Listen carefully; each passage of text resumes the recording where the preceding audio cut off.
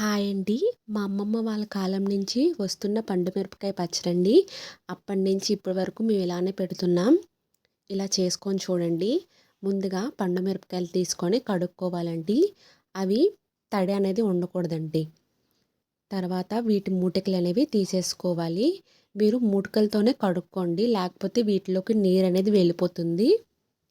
ఇవి బాగా ఎండిపోయిన తర్వాత ఇలా మూటికలు తీసేసుకొని ఒక డబ్బాలో వేసేసుకోండి.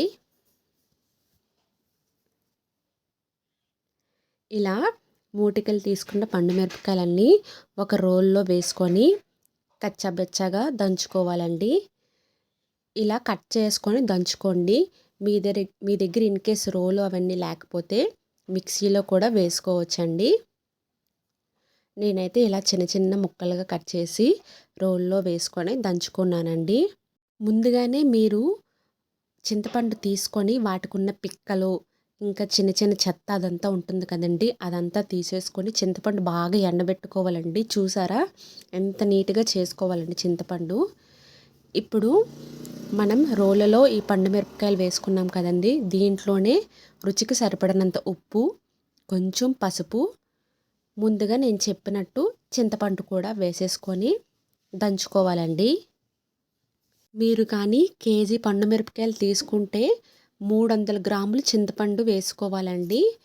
ఇంకా ఉప్పు మనం దీనికి సరిపడినంత, రుచికి సరిపడినంత వేసుకుంటే సరిపోతుందండి. ఇవన్నీ వేసేసుకొని బాగా దంచుకోవాలండి. చూసారా ఇలా కచ్చాబచ్చాగా దంచేసుకొని ఒక డబ్బాలోకి తీసేసుకోవడమేనండి. ఈ పండు మిరపకాయలంతా ఈ డబ్బాలో వేసుకోవాలండి. ఈ డబ్బాని 3 రోజుల పాటు మూత పెట్టేసుకోవాలండి. ప్రతిరోజు సాయంత్రం ఒకసారి మూత తీసి కలుపుకోండి. 3 రోజులు పోయిన తర్వాత ఈ పండు మిరపకాయలన్నిటిని కలిపి రోలులో వేసుకొని మెత్తగా రుబ్బుకోవాలండి. చాలా మెత్తగా రుబ్బుకోవాలండి. ఇది కొంచెం టైం పడుతుందండి, ఎక్కువసేపే. మిరపకాయలు కదా అంత ఫాస్ట్గా నలగవు. సో మీరు ఇక్కడ రోళ్ళ బదులు మిక్సీలో వేసేసుకొని మెత్తగా గ్రైండ్ చేసేసుకోండి.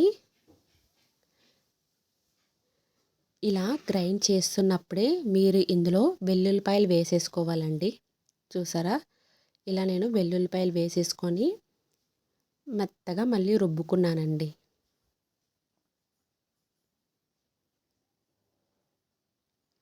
ఇలా మెత్తగా నాకైతే ఒక అరగంట పట్టిందండి ఇది మెత్తగా అవ్వడం కోసం. ఎంత వీలైతే అంత మెత్తగా రుబ్బుకోండి. చూసారా మెత్తగా అయిపోయింది. ఇదంతా తీసుకొని ఒక గిన్నెలో వేసుకోండి. ఇప్పుడు పోపు కోసం నూనె వేసుకోవాలండి. వేరుశనగ నూనె. దీనిలో శనగపప్పు, జీలకర్ర, వెల్లుల్లిపాయలు, ఆవాలు, ఎండుమిరపకాయలు, కరివేపాకు వేసుకొని పోపు పెట్టేసుకోవడమే. మీరు ఇన్స్టెంట్గా దీన్ని ఎప్పుడు కావాలంటే అప్పుడు కొంచెం పచ్చడి తీసుకుని ఇలా పోపు పెట్టుకోవచ్చు.